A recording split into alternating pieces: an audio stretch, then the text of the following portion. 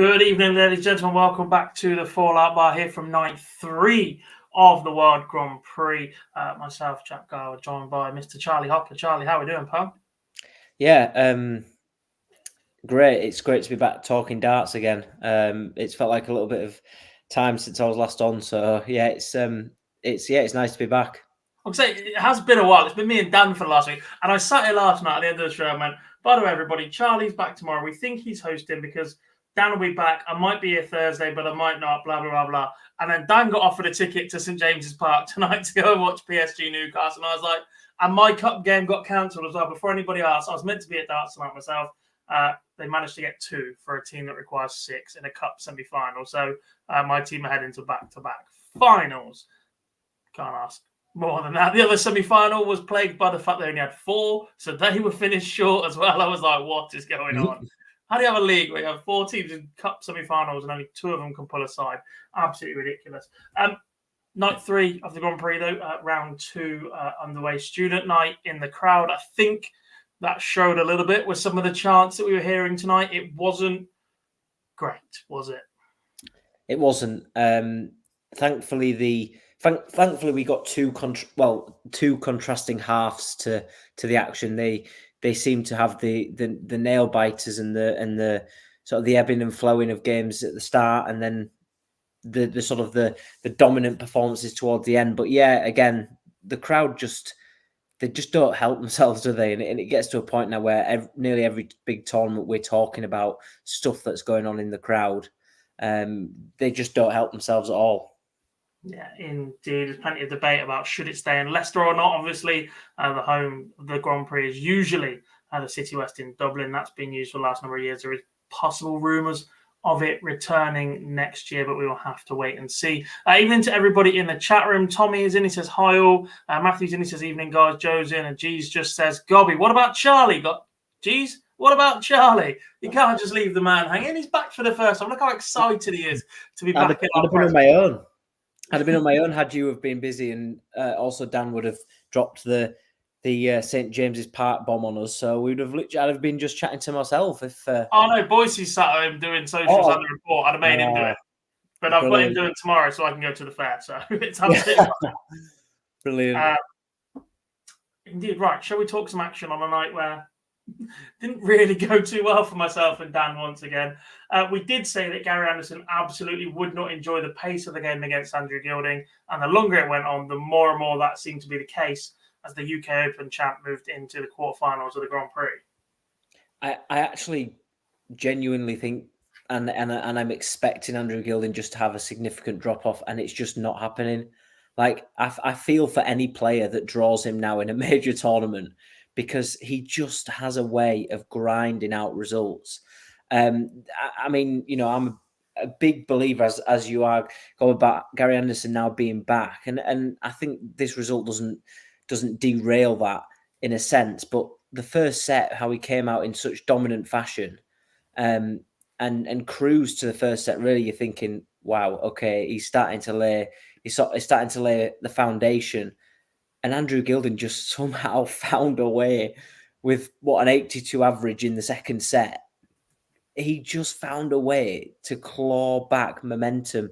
And as you say, as the game progressed, that was what was Gary's downfall, because he could not get to grips with the pace. And that's why Andrew Gilding's so successful. I mean, you've hit the nail on the head there in that he's just grinding out results. Without being disrespectful, I don't think Gilding is playing anywhere near the level that we saw him win the UK Open with. I don't think we've seen him get anywhere near that level since. He was exceptional on the floor, but he's not been producing that on the Pro Tour. He's not been producing that on the Euro Tour. But he is grinding out results now when he steps up on a TV stage. I think I'm not even going to mention the PL, the 2 words, one beginning with P and one beginning with L, because I think everybody knows that they're going to have to get used to seeing him a lot more on our screens. But yeah, even his, I mean, you know, again, the sets that Gary won were dominant. They were dominant because there was a significant drop off from Andrew Gilding. But for him to then get to a last set and then come through, I guess just shows that he still has it in the locker. But we all know that he's still got it because of what he did at the UK Open. We do indeed. And look, he has been magnificent. The last week on the Pro Tours, Gary Anderson was magnificent. The one problem is that he's then been tipped up all week. There were 3 players that have been tipped up all week. Dave Chisnell exited in the first round. Gary Anderson was tipped up and he's exited in the second round. And the third one we're going to mention in the very next game as well, because it hasn't gone quite to plan for him either. Stats then for you, checkout percentage. I mean, Gary's been more efficient. He's 9 from 29, Gilding 9 from 34. Gilding actually win on the maximum count. That's not what we expected to see given the way they played. Gary's had a better average. They've won the same number of legs. But all in all, that is set play, isn't it? That is the beauty of set play. And there is other games that happen tonight in particular where you will look at it and you will say, that is set play. That's why set play is so beautiful, because of the way that it can just ebb and flow. And, you can have moments in games which will win you a set. And then you can find that you'll be dominating a set and then end up losing. So, I mean, it wasn't the case necessarily tonight, because when a player won their set, it was dominant. Apart from the second set when Andrew Gilding had to go through a last leg decider, the rest were fairly dominant. But yeah, that is set play.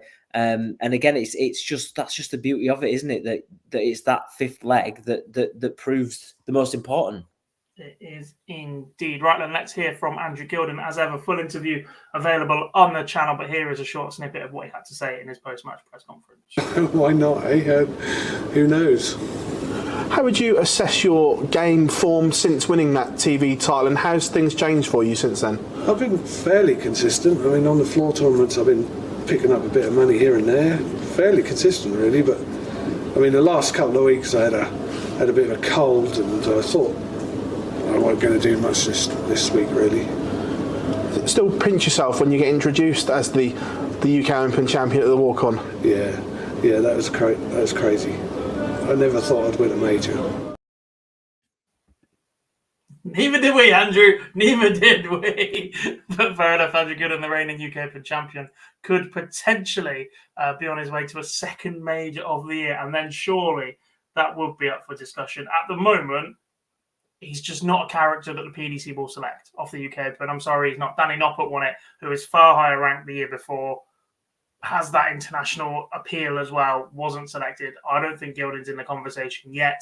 He is one of those players that absolutely will have to force the hand of the PDC selectors. Next up, another player who was tipped for good things this week, and after the first set, you could be forgiven for getting carried away, as maybe I was when I was tweeting that he looked brilliant, perhaps the best he's looked, even better than when he won the BDO World Championship. I could see him going all the way. Again, though, this is the beauty of set play, because if this is legs, the way that Bunting started this match compared to the way that Schindler starts this match, there is absolutely no way Stephen Bunting lets Martin Schindler back into this match. He just keeps him at arm's distance the entire way. He keeps plugging along. He keeps doing what he has to. It's just, right, I'll get in, I'll stay ahead. Like, I know Schindler's gone on to win more legs, but I think that's the pressure of sets building and dropping behind the first leg of a set, and then you're under more and more pressure. If this is leg play, I'm absolutely convinced, even though the performance dropped off from Bunting and Schindler's got remarkably better, he was averaging 50 after 2 legs, still averaged 88, that if without set play, Bunting walks away with this comfortably. However, Martin Schindler was brilliant in fighting back. That, again, proves why it's such a great format, as you touched on there. I mean, similarly to the Gary Anderson game, in the fact that both Bunting and Gary had flying starts. But again, what the beauty of it is, as you say, is if you're going into a game and Bunting's averaging 104, whilst he's in that moment on stage, that 3-0 becomes 5-0 or becomes 4-1 or whatever it becomes, he will take the momentum on. Suddenly, Martin Schindler's come out on the stage. He's been battered first set. He's off the stage already. He's back on again. He resets. He changes how he goes, and then he turns it around and he's going back in and it's 1-1 again. And you're thinking, oh, okay, hello, this is a fight back. And then the 160 checkout in the third set, you're thinking, okay, this could be on. For me, I think Stephen Bunting's been unbelievable, and he's turning his form around massively. And as you touched on, as I saw it on my Twitter feed as well when you mentioned it, and at that point I thought he'll romp through. But that is set play. That is set play again. It gives you the chance to reset and then build. And as Martin Schindler's done, weathered the early storm, and then crawled his way back into the game and found a way to win. There is something to be said about the TV breaks as well, isn't there? Because this was brought up when Dirk van Dijvenbode was 1-0 up cruising against Brendan Dolan. Obviously, we're talking about the fact that Bunting's blown away. They're off stage, they're back out, gets a complete chance to reset. Now, all the players are fully aware when the TV breaks are. They know it's coming. They know it's after one set in the first round. They know it's 1 and 2. It's the number of ad breaks Sky have to get in per night, by the way, Matthew. I'll explain that in a little bit more detail shortly. But it is a bit of a momentum killer, isn't it? When we see such impressive opening sets like we have done. Michael Smith was brilliant in the opening set in his first round. After the break, didn't quite live up to the billing. Dirk van Dijvenbode the same. Stephen Bunting the same. Like, it is killing the flow of players who look so good in a format that can be so difficult.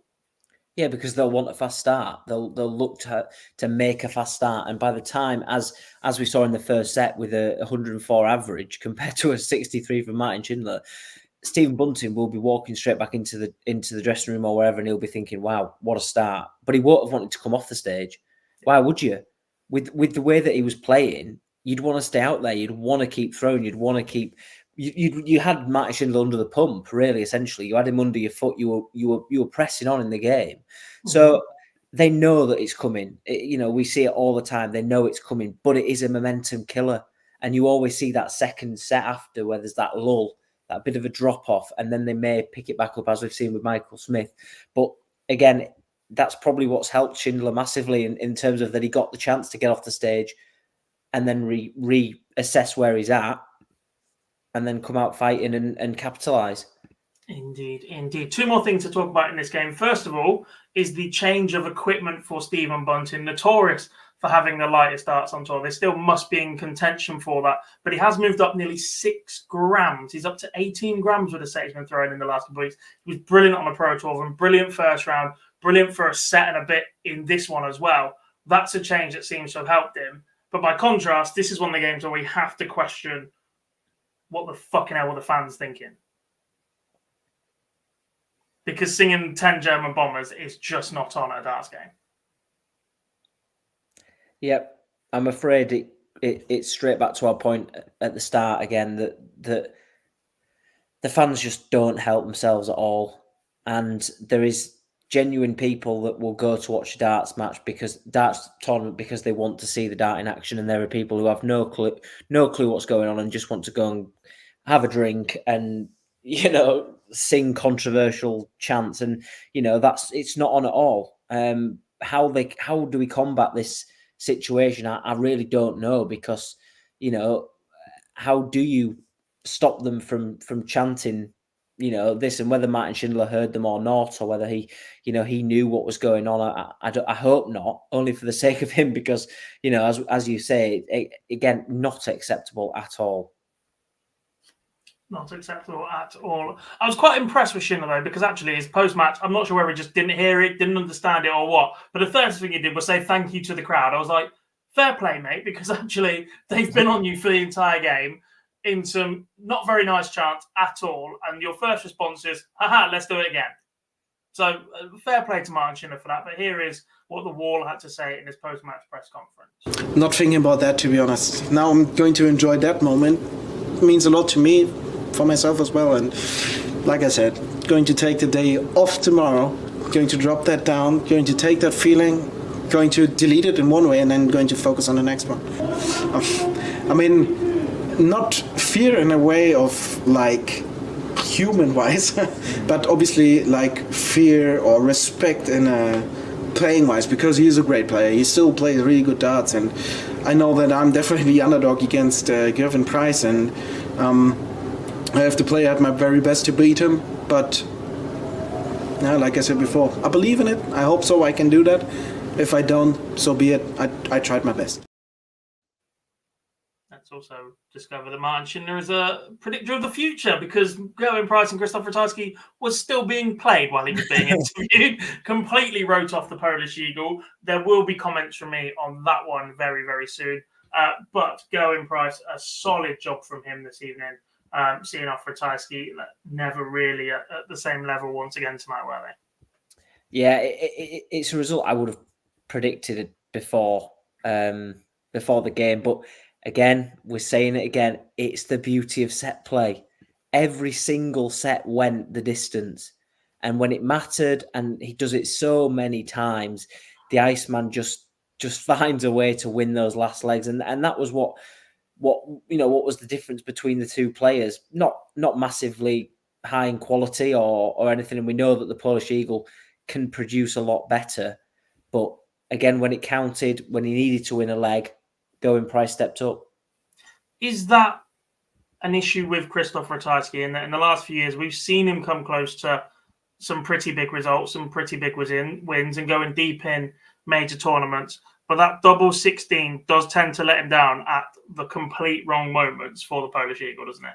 It does, and you do want to eventually see it land. You'd love to see it land, and you'd love to see him take that next step. We always said this about Michael Smith, about how he could never get across the line. I don't think necessarily it's getting across the line at the big, the end of tournaments, because we've not necessarily seen Krzysztof Ratajski that far deep to sort of talk about that. But in games like today, when you need it most, it just didn't come for him. And it's disappointing, but in that last set, 25%, 2 out of 8 on the outer ring. You know what I mean? So I think it's difficult for him.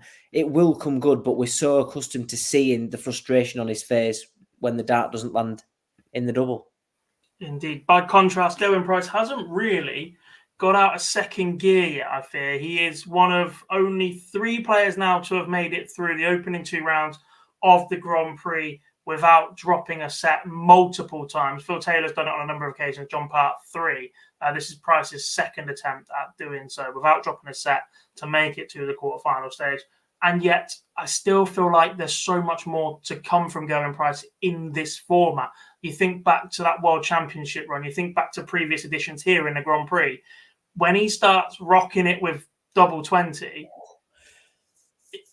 he's ridiculously difficult to beat. Johnny Clayton had to produce a remarkable performance to stop him in the final 2 years ago. He just has that knack in this format of finding that double 20 because it is so important to him in everyday play as well. In normal, straight up 501 straight in play, he relies on that part of the board so much. He's so familiar with it that at some point it's just going to click and he's going to blow someone away, surely.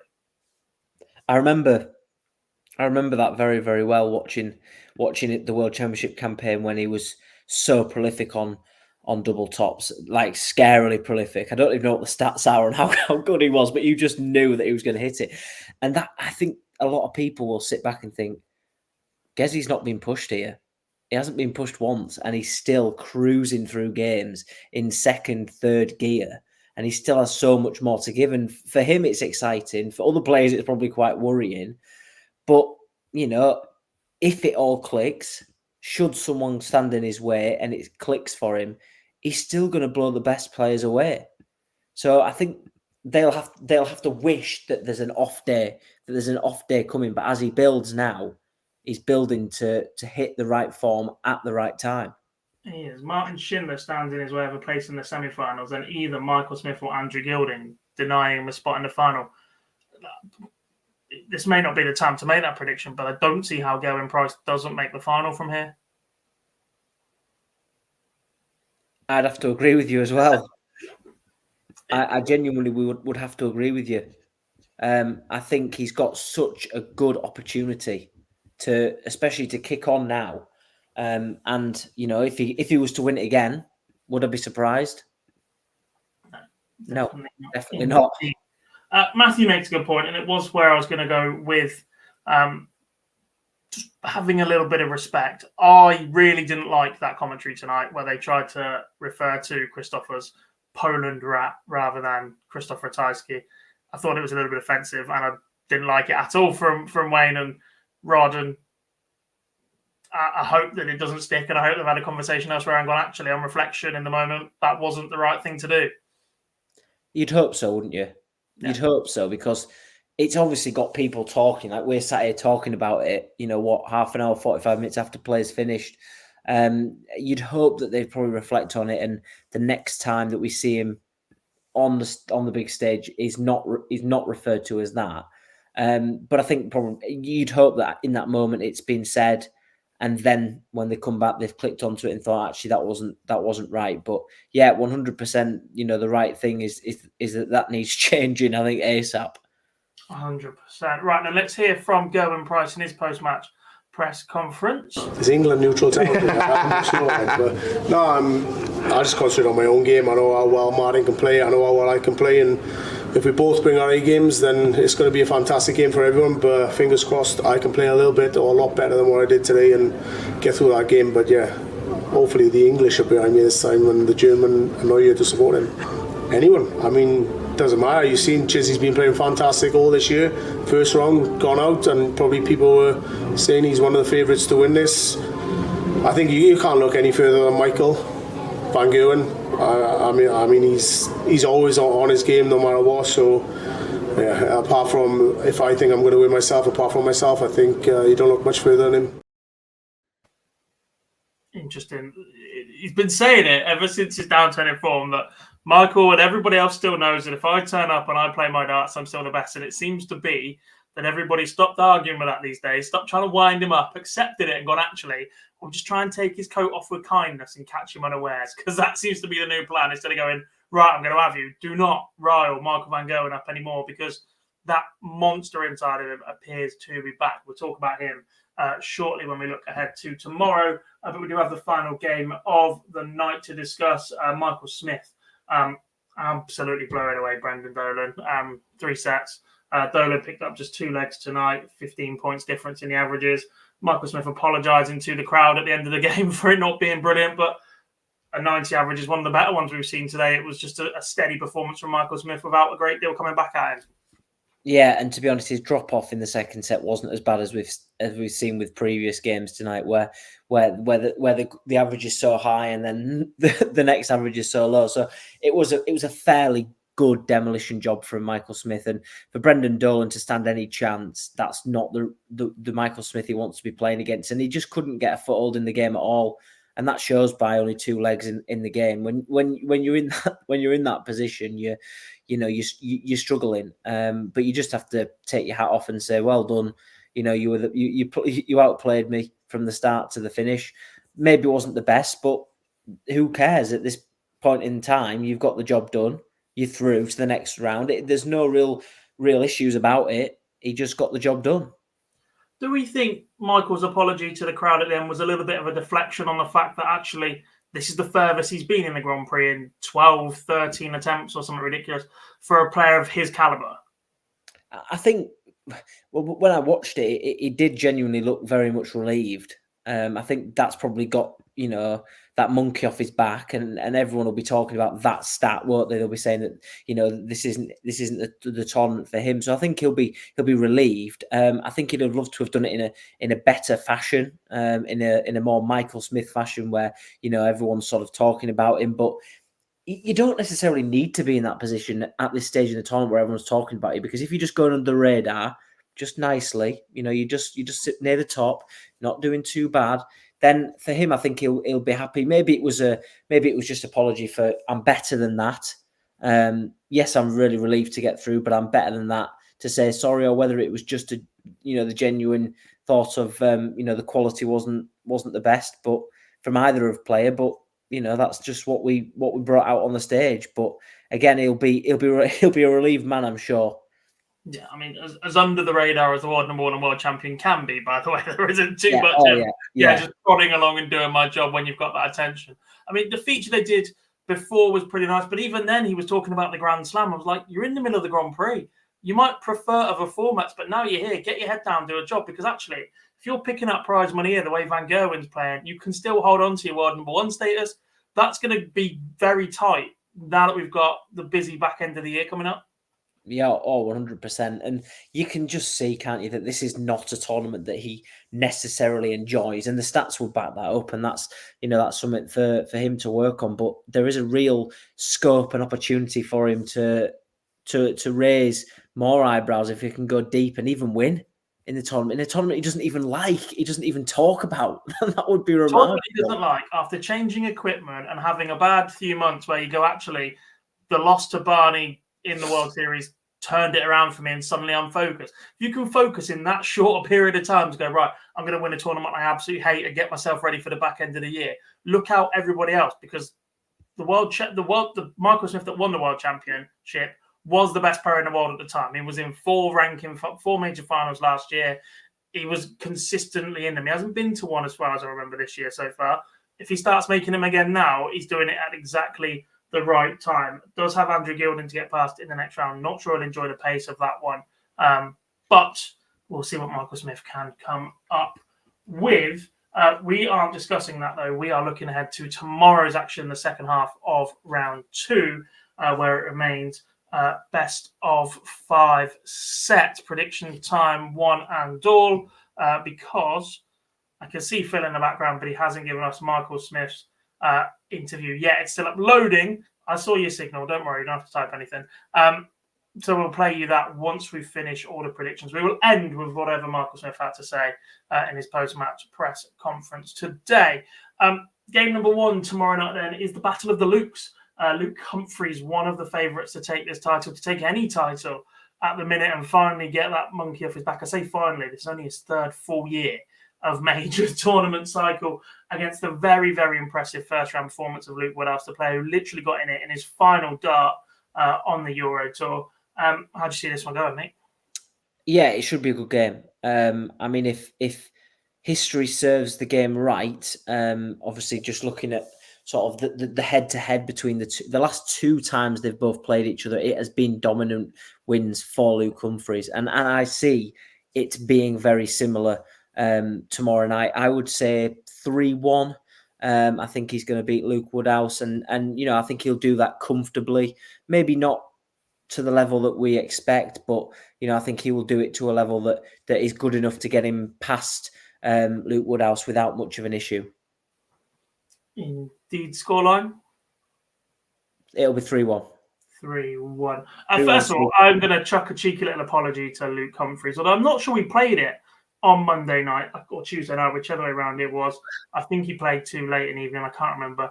But part of his interview was talking about the Premier League. That was the only bit I had seen. It was the only bit apparently worth clipping. But he did state he didn't want to talk about the Premier League and was goaded into it anyway. So fair play to him for acknowledging that. It does make a nice change for him. Just stop talking about it. Ignore it. Get it in the back of your mind and leave it there. I too am going to go with Humphries, though. Been very, very impressed with Luke Woodhouse. I think he's got so much more ability than he's ever shown so far. There was that run at the World Championships a couple of years ago where I thought he was brilliant. Does need to build on that, but I'm not sure Luke Humphries is the man to do that against. I think 3-1 as well. I think that's a pretty good scoreline prediction. And that one, Matthew's got Luke Humphries 3-1 and Bob's got Cool Hand Luke 3-1. Also, match number 2 is very, very intriguing. Peter Wright, who has enjoyed a little bit of a return to form of late. We saw an impressive Wednesday from him on the Pro Tour last week. Solid enough opening round from him too. Taking on the tops destroyer, that is Ryan Searle. It's going to be a good game. Arguably, it is up there with. I mean, you can't even say arguably the game of the night because it gets so much better after the first game. You get the first game out of the way, and then we're right into the meat of the night. I'm going to go with Peter Wright, but I'm going to go 3-2. I think it goes all the way. I think it goes all the way, all the distance. We have a last leg decider right at the end, but I'm going to go with Peter Wright just to nick it 3-2. But I'm expecting a high quality game. Indeed. I think I'm going to go the other way. I've been really impressed with Peter Wright. Love the fact he's putting her on. Love the fact he's somewhere back to his best. But Searle is just a bit of a juggernaut when he gets going. And if he finds the range on that tops, as he is so capable of doing, I just don't see Peter Wright being able to stem the flow at any point. I don't think he's got that game-changing moment in him at the moment. So I'm going to say Searle, and I'm going to say he wins this one 3-1. Bob says heavy metal 3-1. Matthew's going Ryan 3-2 as well. Nobody in the chat room backing Peter Wright. Match number 3. If Chris Dobie manages to come down from Cloud 9 after the football result tonight, he will take on Michael van Gerwen in the second round of the World Grand Prix tomorrow night. This could go anyway, couldn't it? It very much could go anywhere. It all depends, doesn't it, on who turns up on the night. I mean, will it be a case of Chris Dobie throws a ton plus average, but MVG throws a ton plus average and beats him, as always happens? Or do we just see the utter brilliance of Chris Dobie blowing Michael Van Gerwen away, which I can't necessarily see him blow him away. I'm going to go Michael Van Gerwen 3-2. It could be a long night tomorrow night if we're going the distance in the majority of them. I just feel like maybe we're going to be sat here talking about another game that Chris Dobie that slips away from Chris Dobie because he's been outperformed by his opponent. But I think MVG wins, but he scraps through this one. I also think Van Gerwen wins, but I think it's a little bit wider. I think he wins this one 3-1 for me. Impressed with Dobie, really do like him. I think he's settling with the darts quite nicely, but I just think Van Gerwen has that something about him right now.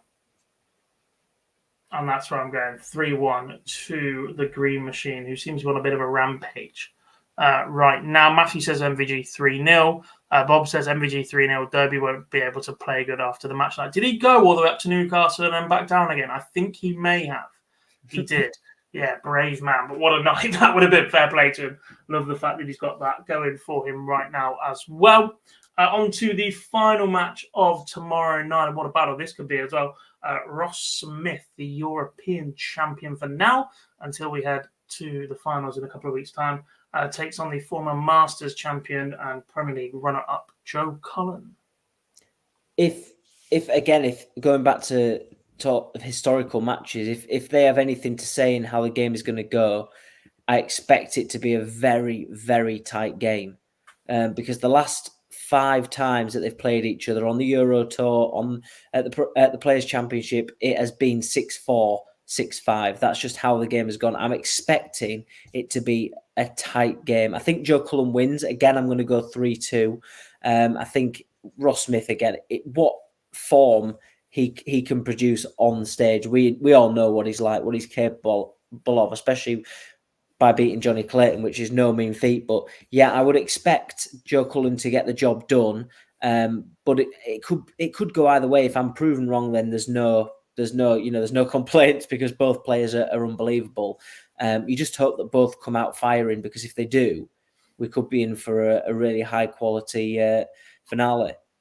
Yeah, we could. I think we saw glimpses of just how capable Ross Smith is in that victory over former champion Johnny Clayton in the previous round. Equally, though, Joe Cullen was very, very good in his 2-0 defeat of Mike De Decker. I fancy Ross Smith. And I think he'll win 3-1. But I just think he looks very, very good recently. I think he's steady enough on the scoring. I don't think either is going to be magnificent. I don't think either is going to blow the other way on finishing in or getting out or either way. But I just think his scoring power right now is so heavy. Even if he does have a moment or two where he does struggle to get in for a leg, I don't expect him to be out of it at all. I don't think Ross Smith is ever out of a leg at the moment, because he hits so many 180s and his scoring power is so big if that first starter standing up in the treble properly. Don't get me wrong, Joe Cullen is more than capable of doing that as well. But I just feel like where Joe Cullen's action is so much more about feel than it is about lining anything up. If he's slightly off it, then he's off it. Whereas Ross Smith has that ability to just turn it back on again. So I'm going Ross Smith, and I'm going to go 3-1 in this one. Bob says 50-50, but the Rockstar will win 3-2.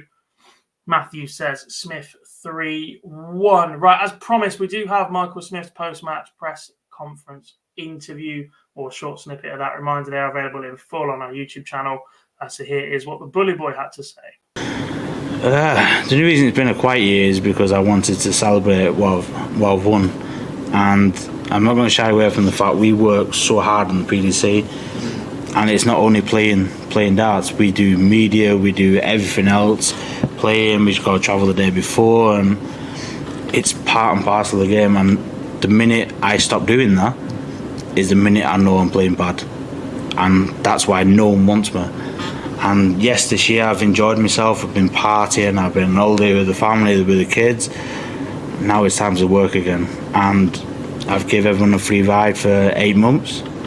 And now it's time I come back now. And I'm not bothered about what I'm doing, the media side of the thing. I'm trying to find my game again. And now, in this Grand Prix, I'm starting to find it again. We always said this was going to be the first one that I won. Like my first major, and then I won the Grand Slam in the Worlds. And it's got to give. And if I win this, that's another one I've got over Gary Anderson as well, because he's not won it as well. That was the main thing. Gary's never won the Grand Slam, and that was his favourite event. And as much as we've been through, me and Gary are still really good mates, and I still compete with him. And this is another one that I need to get over him as well. And hopefully, when I win this, he'll come back as well, and we can have more competitions again. Interesting from Michael Smith, bigging up that relationship that him and Gary have had for a long, long time, using it as something to spur him on in tournaments where Gary hasn't succeeded. Imagine that. But that was Michael Bully Boy Smith, and that is the end of tonight's show. A big thank you to everybody that has joined us live, or to anybody listening back as an audio-only podcast. We know this show is popular with you guys who are working through the day and want a quick roundup of what occurred last night before play gets underway this evening for you. Big thank you to everybody that has helped on our broadcast, to Charlie for joining me this evening, and to all of you in the chat room for joining us live. Reminder, we're back tomorrow night, similar time, for day number 4 of the Grand Prix. It's Dan and I believe Lee tomorrow night, bringing you a review of all the action. I'll be taking some well-deserved time off, even if I do say so myself. Super Series is back tomorrow, Groups B and C, after Luke Little had smashed up Group A once again. Joint record average in leg difference for Luke the Nuke. Everybody else will be competing to try and join him on Saturday night at finals night. You can tune into the action from 1:30 on the Moda Super Series YouTube channel. Might even be 1 o'clock. I should know that. I tend to work on it. I think it's 1. We'll go with 1. If you're not awake, whatever, carry on. And we'll be back with the live lounge on Monday night next week. We'll have a full review of the tournament this week. Look ahead to the final European Tour action. Break down all the big ranking movements, and hopefully have a decent guest on for you as well. Once again, big thank you to everybody who's watched us tonight, and we will see you all very, very soon.